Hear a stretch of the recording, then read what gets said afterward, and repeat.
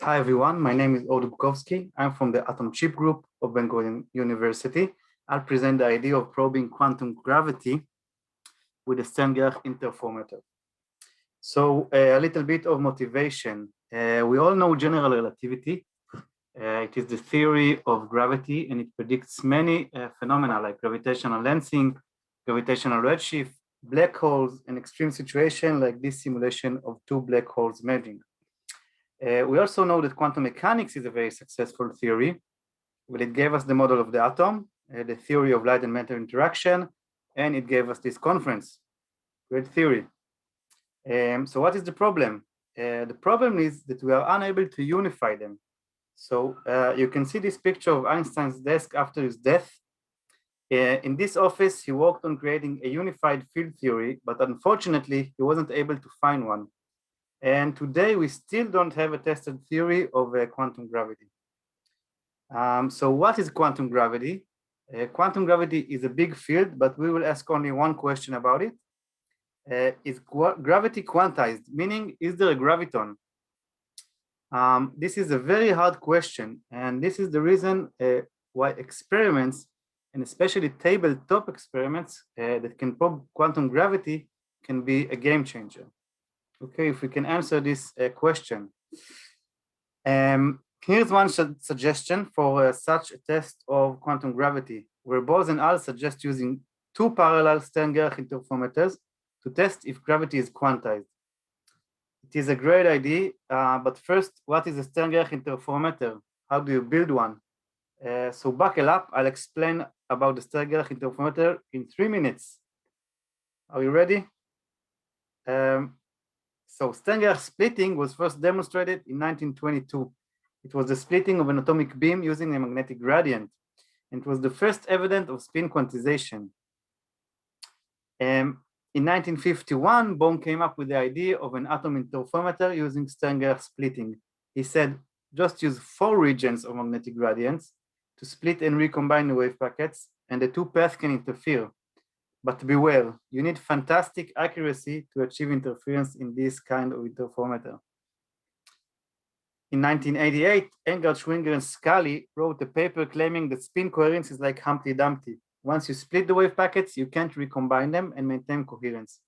To observe spin interference, you need the wave packets to overlap both in space and in momentum, and it's a very hard task.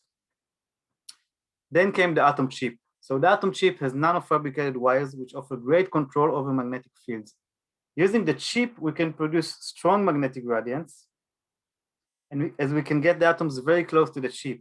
And the chip also has low inductance, which allows us to produce short pulses of current. So we said, let's try Stern-Gerlach splitting on the atom chip. Here is the recipe. Take an atom with a 2-level system, apply 1 RF pulse with pi over 2 area to create an equal superposition of 1 plus 2 and 1 magnetic gradient pulse. Okay, this will create a momentum difference as the force on the 2 state is double than the force on the 1 state. And yes, we have Stern-Gerlach splitting on the atom chip. Of course, if we increase the duration of the magnetic gradient, you will increase the splitting and you can control the momentum splitting. But is this splitting coherent? To prove coherence, you must show interference. So this is what we did. We created an interference experiment similar to the double split experiment, where we split the wave packets and stop the relative motion and let them expand until they overlap. And yes, we saw an interference pattern.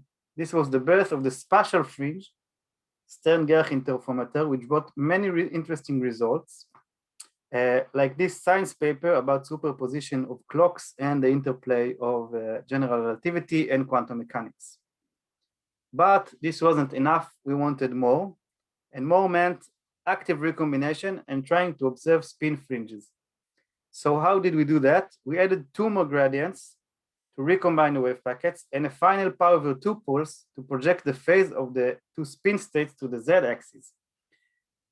We prayed that as we scan the phase of the second pi over 2 pulse, we will see spin population, the spin population oscillate. And yes, this is what we saw. The spin population oscillates. and the full loop Stern-Gerlach interferometer was born. We did this scan for different spatial splitting, different delta Z, and we reached a splitting of around 2 micrometers. Okay, so we showed that Stern-Gerlach splitting can be coherent. We realized the full loop Stern-Gerlach interferometer that shows spin population fringes, and we reached splitting of about 5 times the coherent length of the wave packet. So what's next? The next challenge is to probe quantum gravity. For that, we need larger masses to make the gravitational interaction dominant. And it would require 10 to the 6 atoms. So we suggest using a nanodiamond with 10 to the 6 atoms and a single spin. By using very strong gradients, we can accelerate this massive object using only one spin.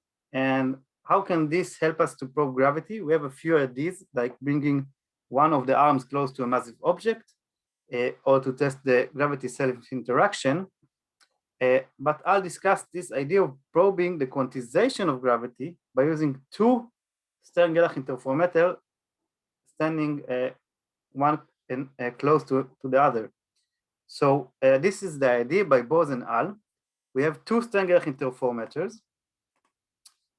In each of them, we start with a nanodiamond here, and we split the wave packet of this nanodiamond and recombine it, and we read the spin population output. Okay, we do this for each of the interferometer simultaneously, of course. Then we check to see if we have correlations between the 2 interferometers. And if we have correlations, it means that the 2 masses are entangled. So why should they be entangled? And what does that mean if they are entangled? So why should they be entangled? Well, we need to consider the gravitational attraction between the masses. It is clear that this interaction depends on the state of both particles, depends on the distance, and it will affect their phase. So let's look at this equation. We have the state of the system. We look at interferometer number 1 and the atom in the left arm. So it will have a certain phase that depends on the state of the second mass. And this phase is due to the gravitational interaction. It depends on the distance. This phase GMM tau over h bar over the distance times the distance, where the distance depends on the state of the mass number 2. And we see that we can't write the state of the 2 masses independently, and they are entangled in their phase. So the phase evolution, which is induced by the gravitational interaction, will be entangled. And what does that mean? Well, we know that 2 objects cannot be entangled without a quantum mediator. So this entanglement means, due to gravity, means that there is a graviton. So if we see this entanglement, this correlation, it's a proof that there is a graviton.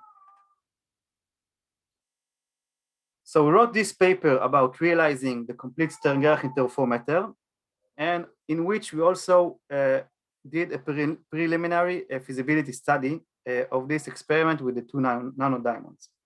And as we said, this experiment can probe the existence of a graviton. So this is the team and our collaborators, and thank you very much. And if there are any questions, I would be happy to answer them.